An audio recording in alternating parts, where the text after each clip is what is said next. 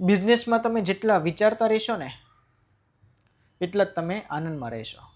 કહેવાય છે કે બિઝનેસમાં તમે જેટલું નવું લર્નિંગ કરશો, જેટલું નવું અપડેટ લાવશો, એટલા જ તમે આનંદમાં રહેશો. એટલે કે વહેતા પાણીની જેમ વહેતા શીખો. કચરો ઓટોમેટિક સાઈડમાં થતો જશે. અને જો તમે એ પાણીની જેમ સ્થિર થઈ ગયા, એટલે કે જેમ પાણી વાસ મારે છે ને, એ પાણીને પછી કોઈ પસંદ નથી કરતું, સેમ આપણા બિઝનેસમાં પણ સેમ એવું જ થશે. જો તમે બિઝનેસમાં કોઈ અપડેટ, કોઈ લર્નિંગ અને કોઈ નવો વિચાર તમે પ્રેઝન્ટ નથી કરતા અને સ્થિર થઈ ગયા છો, તો સાહેબ એ આપણું બિઝનેસ પણ એ પાણીની જેમ વાસ મારવા મળશે અને આપણને કોઈ પસંદ નહીં કરે.